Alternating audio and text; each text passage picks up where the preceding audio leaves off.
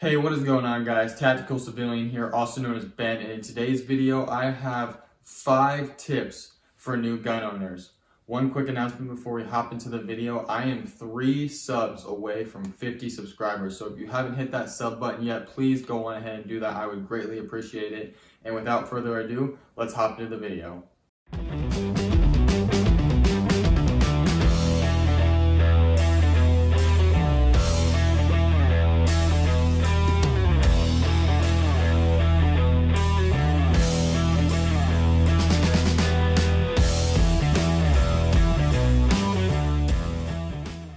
Alright guys, so coming in at tip number 1, safety. I preach it all the time on this channel. It is one of the very big things that I am very passionate about, and it's firearm safety. So with tip number 1, you should know the 4 firearm safety rules, the universal firearm safety rules like the back of your hand. You should be able to recite them like you can your favorite song. So real quick, what are the 4 firearm safety rules? Number 1, always treat a gun as if it was loaded. If you're ever handed a firearm, you should always take the magazine out, check the slide, and just make sure there's no ammo in it. Because most of the time when people get hurt with guns, it's because the buddy passes it to them and they go, oh, it's unloaded, don't worry about it. Next thing you know, somebody's shot. Rule number 2, always keep your muzzle pointed in a safe direction. Never point it at something you are not willing to destroy. Number 3, always keep your finger off of the trigger until you are ready to fire. And then rule number 4, always know what your target is and what is behind that target. So if you're at the range and then you know you're shooting at a paper target into a backdrop with it that is just a sandy side of a mountain, okay, now you know. But if you're in a home defense type situation and you live in an apartment building complex, well, you should know what are on the other side of your walls, because these guys will definitely penetrate through walls, especially cheap, thin drywall and those sorts of things. So always keep those firearm rules in mind. If you want a more in-depth video on firearm safety, scroll down to the very first video I ever posted. The very first video I ever posted on this channel was Firearm Safety 101. Go on ahead and watch that. But again, if you do not know the 4 firearm safety rules, no reason at all why you should be looking at getting a gun at all. You need to learn those 4 rules before you even be interested in looking at getting a firearm. Alright, so going into tip number 2, we're talking about operating the firearm. Now, before you even get the gun or once you acquire the firearm, what you should be doing is getting completely familiarized with how to operate said firearm. So for example, a couple of the things that you're going to want to be looking for is, how does the mag release operate? Is it just on one side of the firearm, or is it ambidextrous like this FN? How does the slide release work? Is it on both sides? Is it just one side? And how does the safety work? For example, this gun does not have a safety on it. Other guns, they will have a little notch here that you can push over to safety. Some have a push down lever on the top part of the slide where you can release a safety, those type of things. Also, what you're gonna wanna be looking at is how to load and unload the firearm. So for example, we put rounds into this magazine. I then put it into the firearm.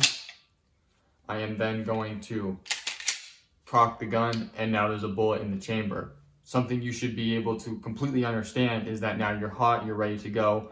Now, if you take this magazine out, throw it to the side,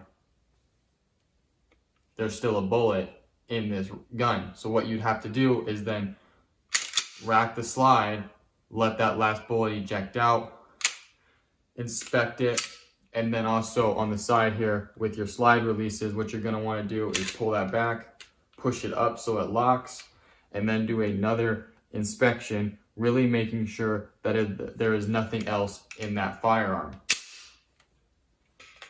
Another thing that you should be doing as soon as you get the firearm for how to operate it, I know these are boring, I know no one wants to do it, but the owner's manuals.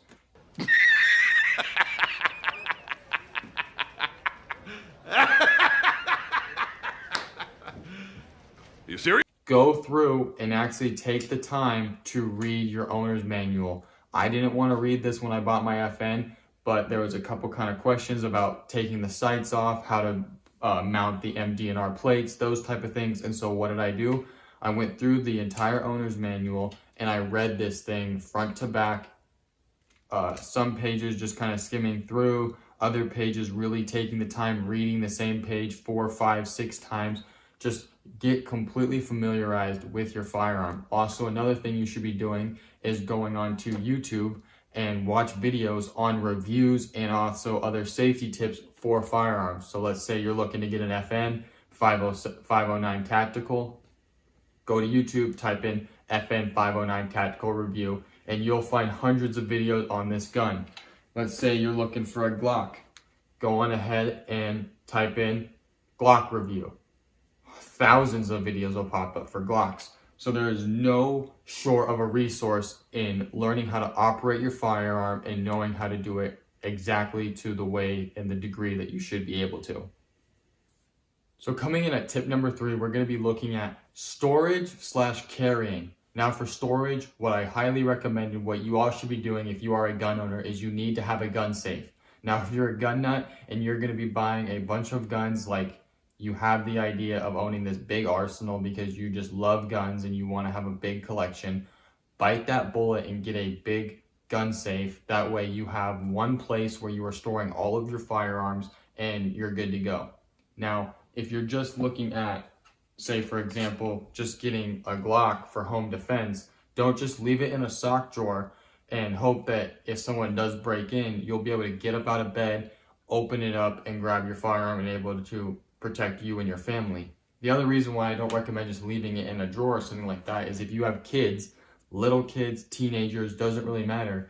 You don't just want your firearms laying around the house, because there's a lot of times where parents will just not put their gun in a safe and leave it just out in a drawer, up high above a cabinet or something like that. Their kids are curious. They're going to be wanting to touch it. They're going to want to be playing with it. And you would not want your child to harm themselves or their siblings because you didn't just get a gun to lock it up.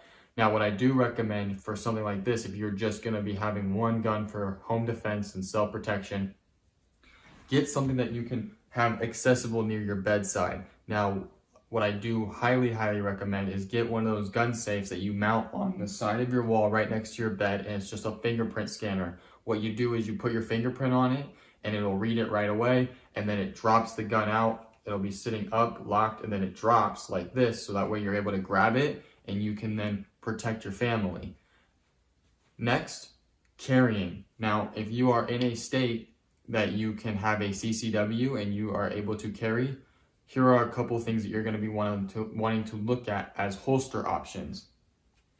What you can do is get something like this, where it just has a nice formed, custom made fit for your gun. You're not going to want to buy something that's just a universal kind of like where it has Velcro and you just wrap it around the gun and then you let it sit for a while and it'll kind of form to it. But you're going to want to get something that is completely custom built, every single edge perfectly for that specific firearm.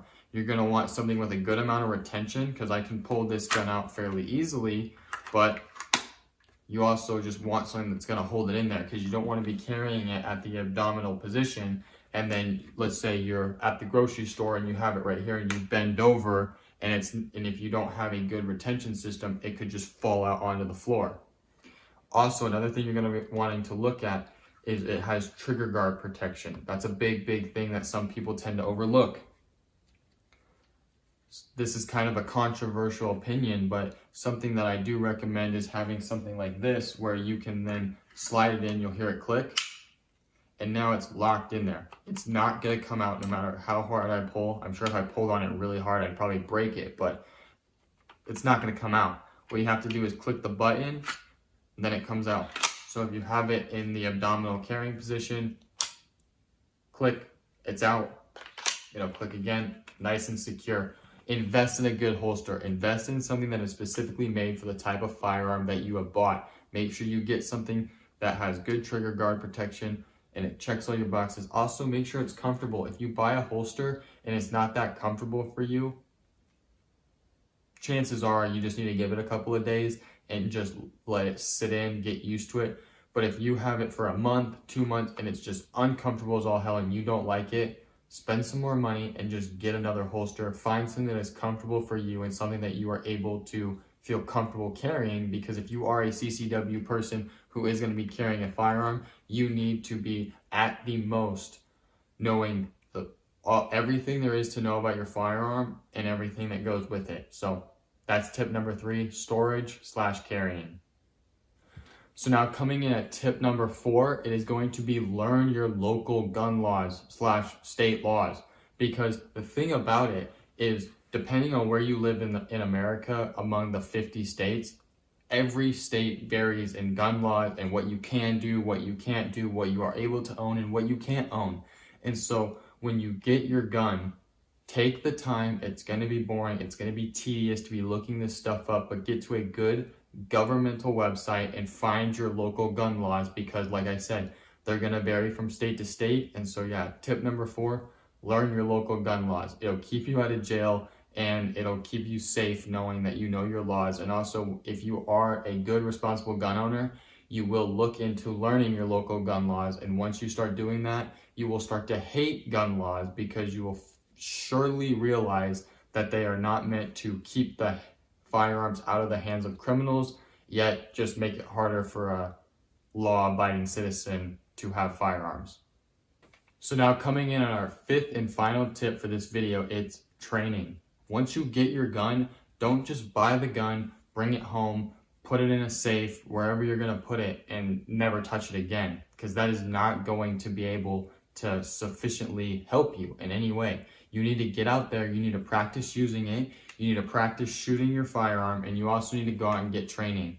I recommend going out, finding an instructor. There are hundreds of certified instructors in pretty much every state of the US who will take the time and a 1-day course, 2-3-day course, and really help you get more proficient and accurate with your firearms. And they pretty much do it for reasonable pricing. It's not crazy expensive. It depends on who you go to, but you can find someone who is very, very good and knowing of how to teach other people firearm safety and how to accurately be able to shoot your gun. Because the thing about it is, yes, it is easy to shoot a gun, but being accurately shooting a gun is a harder thing, and it's also a much harder thing to shoot accurately when under a lot of stress, such as waking up in the middle of the night, hearing someone kicking in your front door.